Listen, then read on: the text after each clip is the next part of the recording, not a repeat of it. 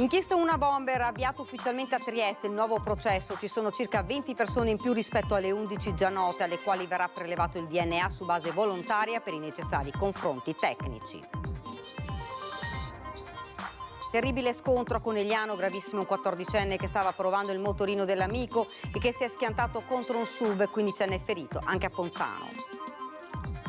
Dolore e shock a Rossano Veneto, dove un 47enne, Alessandro Campagnolo, è morto travolto dalla moto zappa. Il sindaco Zonta: era un bravo ragazzo.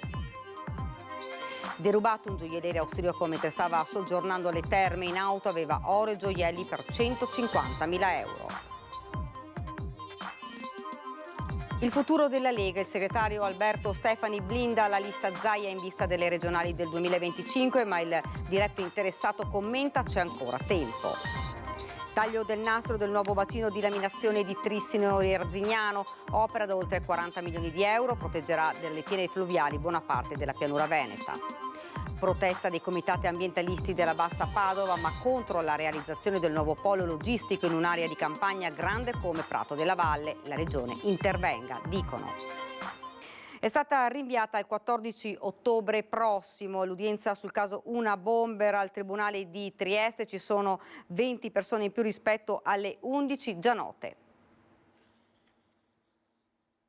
Adesso il confronto verrà fatto nei confronti di queste altre persone la cui verifica era stata solo prospettata, e ovviamente questa è un'attività che determina un allungamento dei termini, per il quale oggi quindi è stato rinviato il procedimento appunto al 14 di ottobre. Quante persone sono?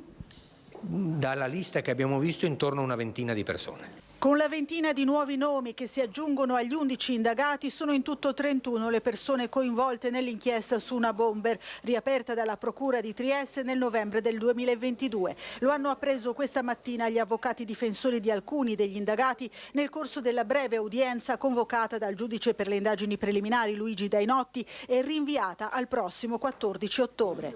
I 20 nomi non sono in realtà nuovi, in quanto figurano in un allegato agli atti dell'inchiesta, ma non risultano indagati. L'allargamento della platea di indagati era già previsto fin dall'inizio dell'indagine. Questi nominativi sono già contenuti nel fascicolo del pubblico ministero, non si capisce perché non fossero però già stati inseriti nella lista degli indagati. Fatto sta che così non è stato, pertanto a questo punto si allarga la platea e è necessario più tempo per espletare le operazioni. A questo gruppo di persone verrà chiesto di sottoporsi volontariamente al prelievo del DNA. In caso di diniego il GIP potrà valutare se disporre il prelievo coatto. La maggioranza degli 11 indagati ha già accettato di fornire il DNA, che sarà analizzato e messo a confronto con i reperti trovati sui luoghi degli attentati del Bombarolo del Nord-Est dal generale Gianpietro Lago, comandante dei RIS di Parma, e dall'antropologa molecolare forense Elena Pilli dell'Università di Firenze. C'è effettivamente una difficoltà di comunicazione tra i periti del giudice e i periti di parte. Cioè, tant'è vero che noi apprendiamo poi così, in questo caso addirittura dalla stampa, che sarebbe stata allargata la platea. Tra gli 11 indagati nell'inchiesta riaperta c'è anche Elvo Zornitta, l'ingegnere di Azzano X, che fu accusato di essere una bomber, poi scagionato nel 2009, poiché la prova regina che lo doveva inchiodare, un lamierino, risultò manomessa. Lascia immaginare a tutti come può vivere uno che ha passato quello che ha passato questuomo. Cioè, sono 20 anni che dentro il tritacarne ne ha passate di cotte e di crude immeritatamente, perché io sono strarci ultra convinto che lui sia assolutamente estraneo, ha pagato un conto veramente eccessivo. Provate a immaginare adesso, a distanza di 20 anni, che rientra dentro nel tritacarne. Stava andando a scuola in sella alla sua moto quando si è scontrato contro un furgone. È stato portato in ospedale in condizioni serie un 17enne, mentre un 14enne stava provando la moto dell'amico ed è finito contro un'auto. Questo è accaduto a Conegliano, è gravissimo il 14enne. Un boato violento all'incrocio fra via Rossini e via Verdi. La moto condotta da un 14enne si è scontrata contro un'auto guidata da un 34enne della zona. Uno schianto che hanno sentito distintamente i residenti. Quando sono uscito c'era il ragazzo a terra. Mi sono preoccupato del ragazzo perché era praticamente semi-incosciente, l'abbiamo tenuto su, aveva spaccato la gamba all'altezza del femore, poi è arrivata l'ambulanza e se la sono vista loro. Il ragazzo, che è stato portato in ospedale in gravissime condizioni, stava provando la moto di un amico. I carabinieri giunti sul posto stanno verificando se il 14enne ferito avesse conseguito o meno il patentino per condurre la due ruote. La dinamica del grave incidente è al vaglio degli uomini dell'Arma, ma sembra che sia stato proprio lui a non rispettare il dare precedenza. Lui ha impattato contro la macchina e ha scavalcato la macchina. Sul posto in mattinata anche il sindaco di Conegliano, Fabio Chies. La cosa che in questo momento ci interessa di più è veramente stare vicino alla famiglia del ragazzo. Speriamo che si riprenda, ci hanno detto che le condizioni sono stabili, sembrerebbe, ma con cautela, in leggero miglioramento. Incrociamo le dita perché sono fatti veramente che turbano tutta una comunità. Una strada questa che non è molto frequentata, anche se i residenti ci spiegano che a volte i mezzi, auto e moto, corrono a forte velocità. E uscendo di casa ieri ho visto tutti appunto i carabinieri e tutti i ragazzi fuori. Purtroppo qui appunto le macchine transitano e per girarsi però entrano dentro sparate nel senso unico, quindi non so la dinamica dell'incidente, però capita spesso incidenti. Per ora non ne ho visti molti, sono qua da un anno in via Rossini, però diciamo che mi capita spesso anche col cane di dover stare attento perché vengono veloci, insomma. Corre fuori maniera, non le rispetta, dopo tante volte fa le gare, nel senso... Fanno le gare qua in questo circuito? Qualche magari, no gare, ma corrono veloci. Un po' di più, diciamo, questo, però è una strada anche che muore, non è che sia una strada con uscita. Alcuni residenti chiedono venga posizionato un dissuasore di velocità e sistemati i cartelli stradali. Ma guardi, adesso rifaremo la segnaletica, ma è l'unica cosa che possiamo fare, nel senso che è ben evidenziato tutto, c'è un dare la precedenza, ripeto, è una strada di poca percorrenza, una strada centrale e niente, speriamo veramente che il ragazzo si riprenda, è l'unico nostro pensiero adesso. Scontro tra due auto nella Bassa Padovana, 3 feriti. Incidente questa mattina verso le 7 tra due auto a Bagnoli di Sopra, nella Bassa Padovana. 3 i feriti. A scontrarsi 2 automobili lungo via Vittorio Emanuele. Nella carambola uno dei 2 mezzi è finito nel piccolo canale di irrigazione che costeggia la strada. L'altra vettura ha impattato invece contro un platano sul ciglio della carreggiata. Nonostante le contusioni riportate, tutti e 3 i feriti sono riusciti ad uscire dai mezzi da soli e sono stati soccorsi dai sanitari del SUAM 118 che li ha trasferiti in ospedale a Schiavonia in codice giallo. Per mettere in sicurezza i mezzi e l'area sono intervenuti i vigili del fuoco di Rovigo e di Pieve di Sacco con 4 automezzi, tra cui l'autogru. La polizia stradale ha eseguito i rilievi per ricostruire la precisa dinamica dell'incidente. Tragedia a Rossano Veneto, dove un 47enne è morto travolto dalla moto Zappa. Il sindaco era un bravo ragazzo. Forse un malore, forse una distrazione all'origine dell'ennesimo incidente mortale sul lavoro avvenuto nel primo pomeriggio di domenica a Rossano Veneto. A perdere la vita Alessandro Campagnolo, 47 anni, operaio in un'azienda di Castion di Loria, travolto dalla moto Zappa che stava usando nel campo di sua proprietà in via Novellette, proprio dietro l'abitazione che condivideva con il fratello. L'uomo si sarebbe accasciato al suolo mentre stava usando l'attrezzo agricolo, che non si è fermato, passandogli sopra e causandogli profonde ferite alla testa, per poi finire contro la vite, dove il motore ha continuato a funzionare. Il rumore a vuoto del mezzo ha insospettito i vicini cugini Claudio e Giorgio Bordignon, che sono subito intervenuti allertando i soccorsi. Ho sentito da parecchio tempo il motocoltivatore che andava, però cosa va a pensare che c'è qualcosa che non funziona? Sono andato sul campo a chiedere a mio fratello se anche a lui. Però da distante si vedeva solo che molto coltivatore. E nel frattempo io quando sono andato là ho visto che povero Cristo non c'era più niente da fare. Sconvolto il fratello Luigino Campagnolo, 64 anni, che viveva con Alessandro, già colpiti dalla morte un paio d'anni fa della madre, e molto toccata l'intera comunità di Rossano Veneto. Alessandro era quello che tutti noi definiremmo un bravo ragazzo, aveva sicuramente un buon giro d'amicizie, aveva le proprie passioni, una grande passione per la terra, per l'orto, che poi è stata purtroppo quella passione che l'ha portato all'incidente di ieri. Una tragedia totalmente inaspettata e ancora una volta torna sotto i riflettori la questione di questi incidenti con esito purtroppo mortale sul lavoro, mentre si sta lavorando. Sì, purtroppo sì, sono quei gesti che magari riteniamo, che facciamo spesso, che quelle azioni che facciamo di continuo, su cui ci sentiamo sicuri e che poi magari sono proprio quelle che invece possono portare all'incidente o, come in questo caso, ad una tragedia. Il funerale di Alessandro Campagnolo si terrà dopodomani, mercoledì 20 marzo, alle 15:30 nella chiesa di Rossano. Derubato un gioielliere austriaco in auto, aveva oro e gioielli per 150.000 euro. 150.000 euro è il bottino che i ladri hanno raccolto derubando un orefice austriaco che si trovava per qualche giorno ad Abano Terme proprio per acquistare i gioielli. I ladri evidentemente tenevano d'occhio il gioielliere che, dopo aver acquistato oro e altri preziosi da un collega vicentino per un valore di 150.000 euro, aveva lasciato l'auto nel parcheggio dell'hotel. Durante la notte il colpo, forzato il bagagliaio, è stata sottratta una borsa con i preziosi. L'orefice se n'è accorto solo al mattino dopo, denunciando il furto, messo a segno sicuramente da professionisti del crimine.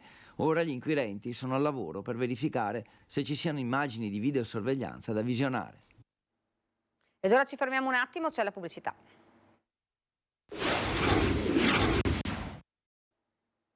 Siamo tornati in studio, siamo alla politica, le fibrillazioni in casa Lega, il futuro di Luca Zaia con il segretario leghista Alberto Stefani che oggi ha blindato la lista Zaia in vista delle regionali 2025. Da Trissino il diretto interessato svicola, c'è ancora tempo, dice Zaia.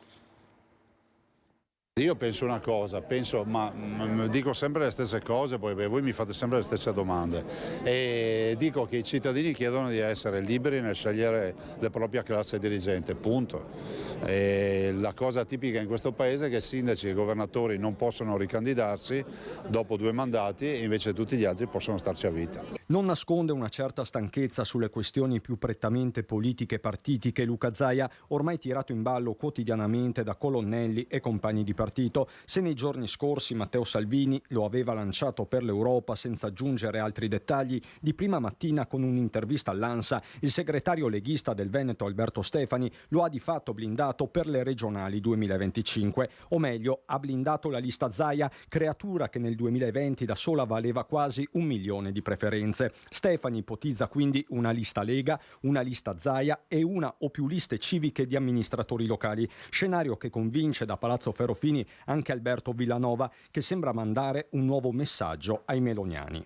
Noi un presidente ce l'abbiamo già, si chiama Luca Zaia, abbiamo la squadra, abbiamo le liste che compongono la nostra maggioranza e che ci saranno anche nelle prossime elezioni.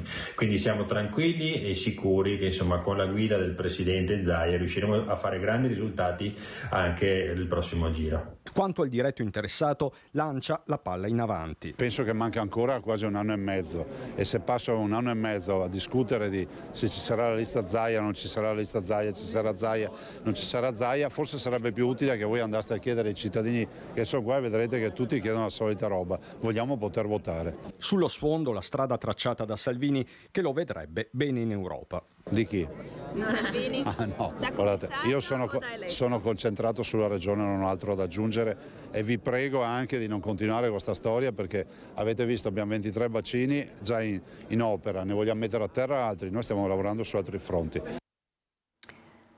Andiamo a Padova, elezioni provinciali. Sabato consiglieri comunali e sindaci hanno votato per eleggere il consiglio provinciale, la lista di centro-sinistra la più votata rispetto alle 4 del centrodestra che si è presentato diviso.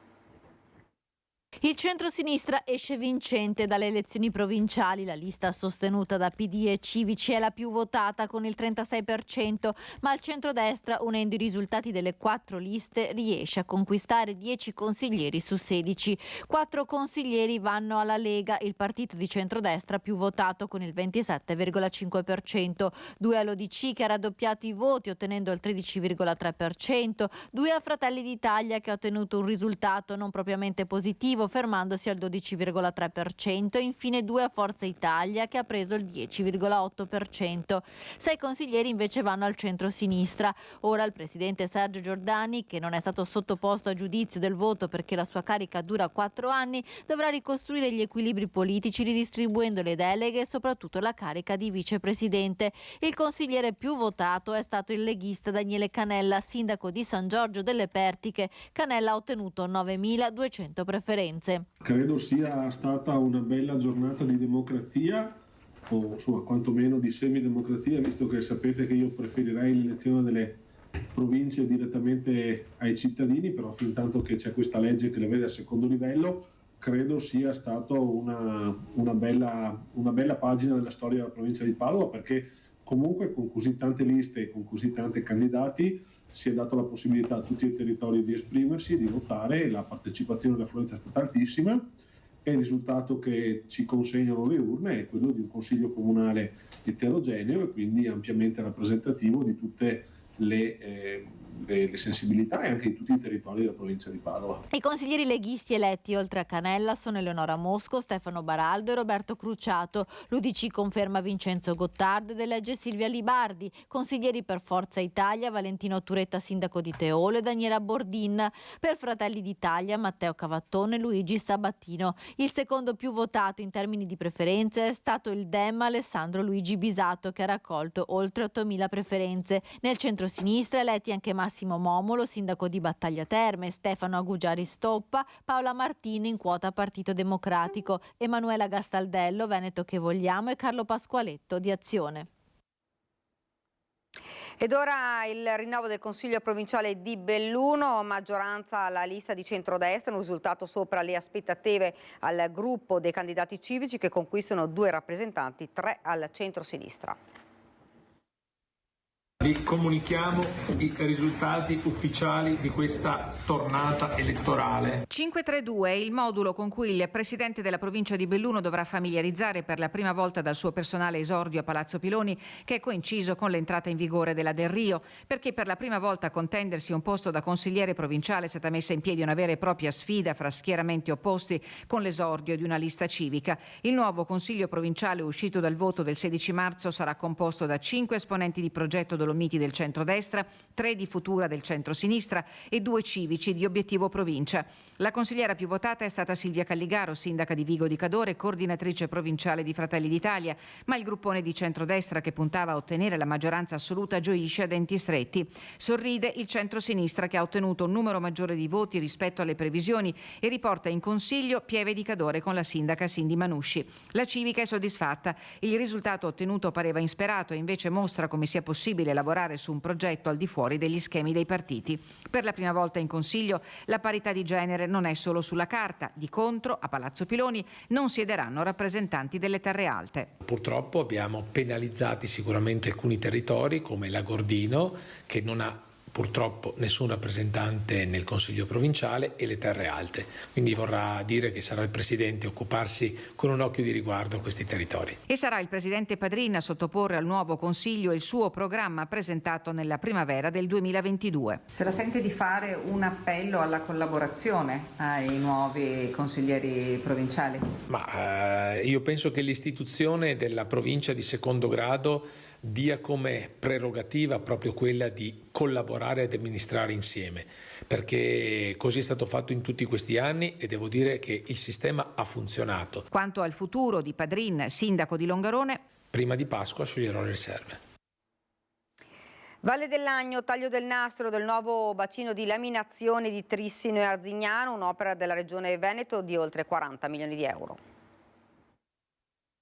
Ogni promessa è un debito, o meglio un impegno verso tutto il territorio, se parliamo di opere come il bacino di laminazione Agnoguà, sul taccuino delle infrastrutture da realizzare dalla Regione Veneto dal 2010, dopo la tragica alluvione nel Vicentino.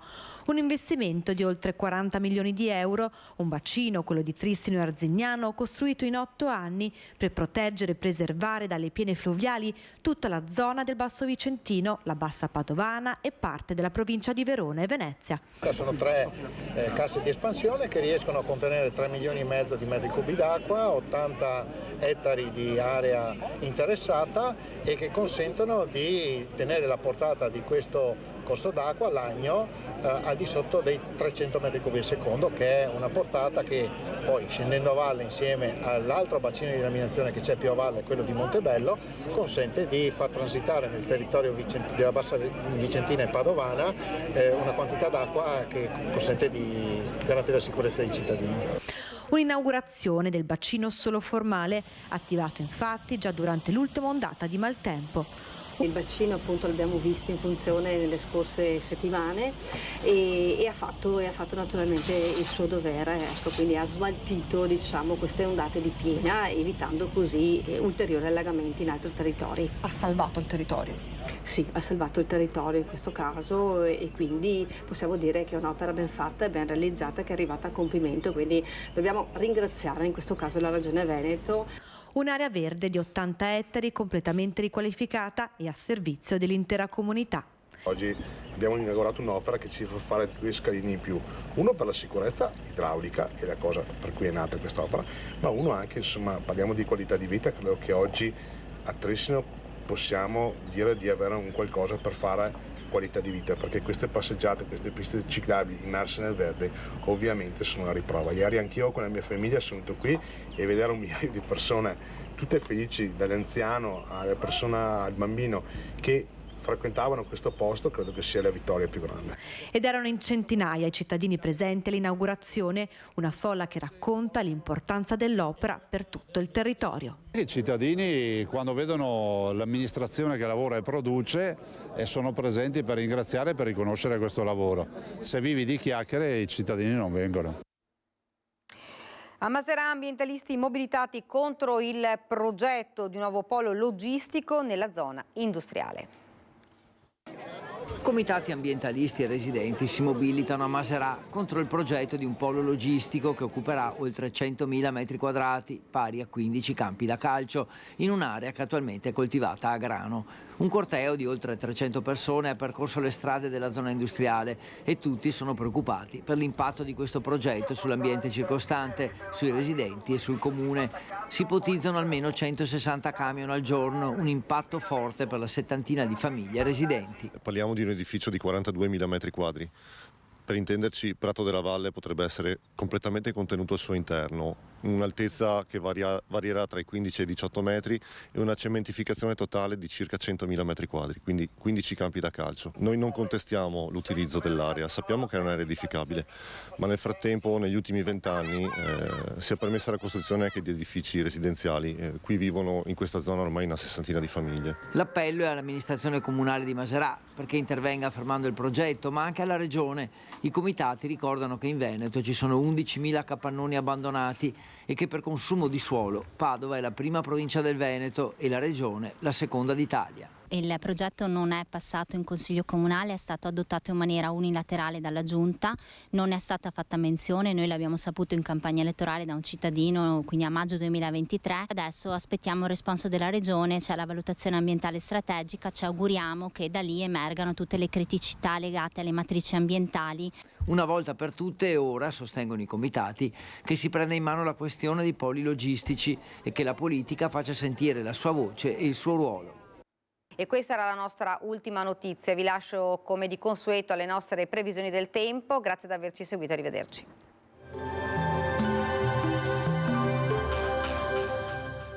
Cooperativa Agricola Volpago offre carni fresche e selezionate di prima qualità, senza uso di antibiotici, direttamente dagli allevamenti locali dei nostri soci allevatori. Bentrovati al meteo. La perturbazione di passaggio a inizio settimana scorre via e la pressione torna ad aumentare. Vediamo il dettaglio di martedì 19 marzo. Sul Veneto sarà piuttosto soleggiato, in pianura avremo foschie e nebbie nelle ore più fredde, in montagna locali annuvolamenti, soprattutto nelle ore pomeridiane. Temperature stazionarie, minime tra 5 e 9 gradi, massime tra 14 e 17 gradi all'incirca. Spostiamoci ora sul Friuli Venezia Giulia. Anche in questo caso avremo tanto sole con cielo da poco nuvoloso a variabile. Sulla fascia prealpina e pedemontana non si esclude anche qualche rovescio pomeridiano. Temperature minime sui 3-9 gradi, massime intorno ai 15-17 gradi. Infine diamo uno sguardo al Trentino Alto Adige. Sarà ampiamente soleggiato con appunto dei tratti soleggiati alternati ad annuvolamenti. Temperature minime sui 5-7 gradi, massime intorno ai 18.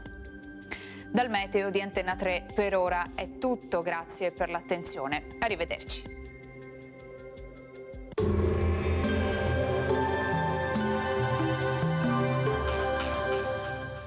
Cooperativa Agricola Volpago offre carni fresche e selezionate di prima qualità, senza uso di antibiotici, direttamente dagli allevamenti locali dei nostri soci allevatori.